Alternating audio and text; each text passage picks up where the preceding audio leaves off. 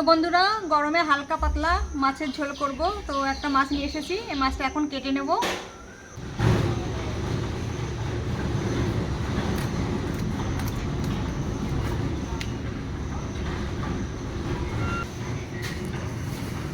মাথাটা আর পিস করবো না, গোটাই থাকবে মাথাটা।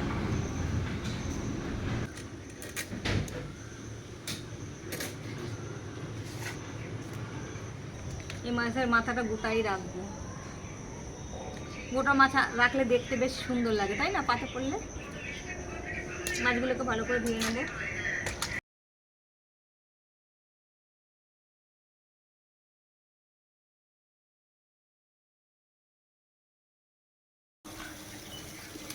তো বন্ধুরা, এবার মাছে আমি লবণ হলুদটা মাখিয়ে নেব।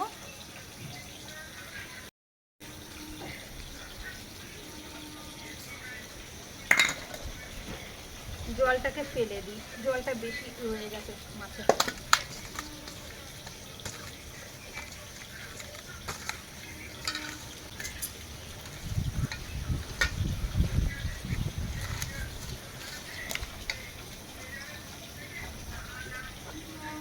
মাছে লবণ হলুদ মাখানো হয়ে গেছে, এবার আমি বাকি মশলাগুলো তৈরি করে নেব। এখানে আমি একটা বড় সাইজের টমেটো নিয়ে নিয়েছি, টমেটোটাকে কেটে নেব। আর নিয়েছি এখানে 4টে কাঁচা লঙ্কা, আর কয়েক কোয়া রসুন, আর কয়েকটা গোলমরিচ, আর হাফ চামচ মতো জিরে নিয়েছি, আর 1 ডুমো আদা নিয়েছি। এটাকে এবার আমি মিক্সিতে পেস্ট করে নেব। তো এখানে মিক্সিতে মশলা পেস্ট হয়ে গেছে।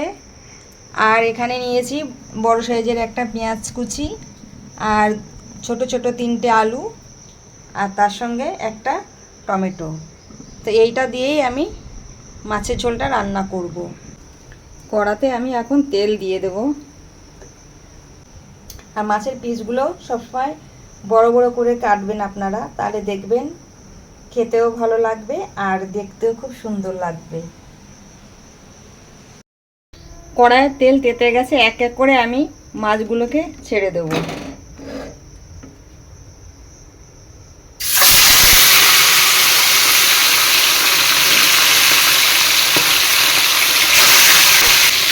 দুটোর বেশি মাছ দিতে পারলাম না, কেননা ধরবে না, অনেক বড় বড় পিস কেটেছি, সেই কারণে দুটো করে আগে ভেজে তুলব।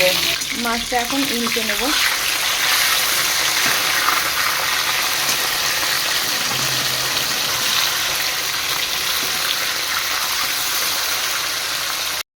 এই মাছটা একটু নরম প্রকৃতির মাছ, তো সেই কারণে বেশি ভাজতে হবে অন্যান্য মাছের তুলনায়। মাছ ভাজা হয়ে গেছে, এবার আমি মাছগুলোকে তুলে নেব।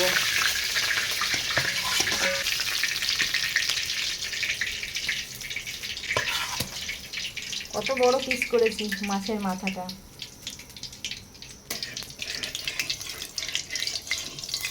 এই তেলের মধ্যে আমি বাকি মাছগুলোকেও ভেজে নেব।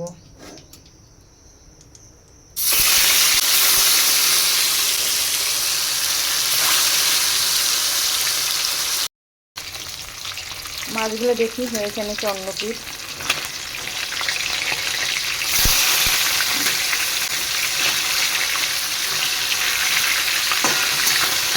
এক এক করে অন্য পিসগুলোকে আমি ভেজে নেব।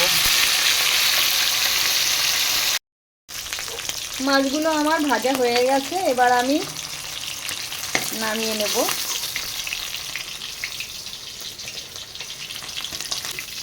আর এই তেলের মধ্যে আমি এখন কালো জিরে আর 2টো তেজপাতা দিয়ে দেব।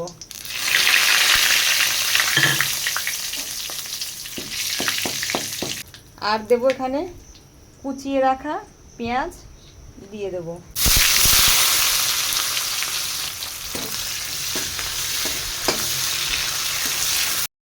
এই পেঁয়াজের মধ্যে এখন আমি কেটে রাখা আলু দিয়ে দেব।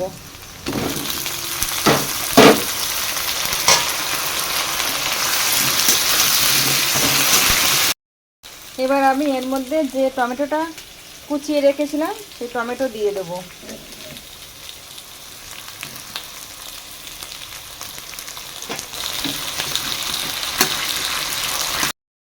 এবার পরিমাণ মতো লবণ দিয়ে দেব। আর 1 চামচ মতো হলুদ গুঁড়ো দিয়ে দেবো।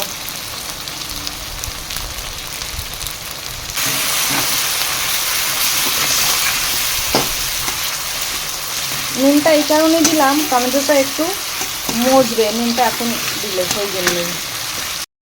টমেটোটা মজে গেছে, এখন আমি যে মিক্সিতে মশলাটা করে রেখেছিলাম তো সেই মশলাটা দিয়ে দেব।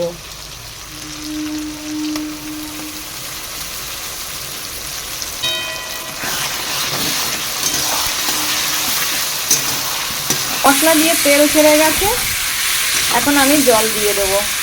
খুব সুন্দর গন্ধ বেরিয়েছে মশলাটা দিয়ে।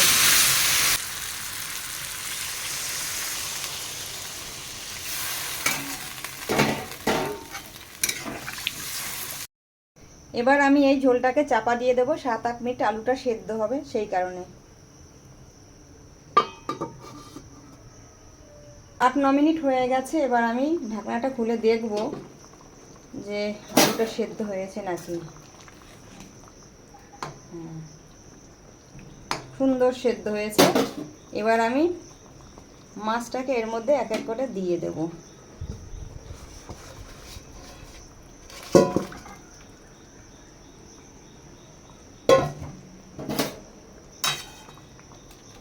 মাছটাকে এর মধ্যে দিয়ে একটু ঝোলের মধ্যে চুবিয়ে দিয়ে আমি আবার মিনিট 5-এর মতো চাপা দিয়ে দেব, যাতে ঝোলের মধ্যে মাছের ফ্লেভারটা ঢোকে।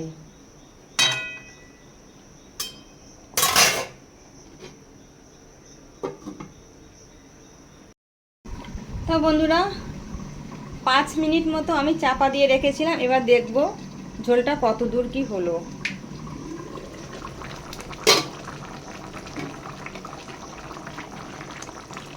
তো বন্ধুরা ঝোলটা হয়ে গেছে, এখন আমি একটু শাহি গরম মশলা দেবো।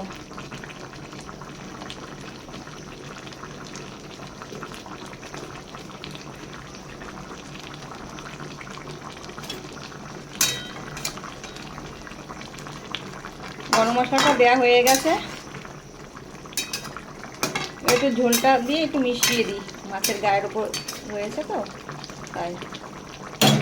তো বন্ধুরা এবার আমার মাছের ঝোলটা কমপ্লিট হয়ে গেছে, এখন আমি নামিয়ে নেব।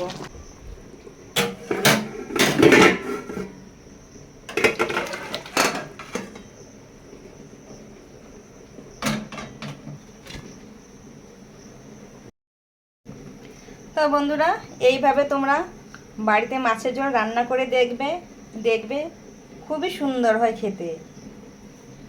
তো বন্ধুরা আমার মাছের ঝোলটা কেমন হলো তোমরা অবশ্যই কমেন্ট করে জানাবে। Thank you.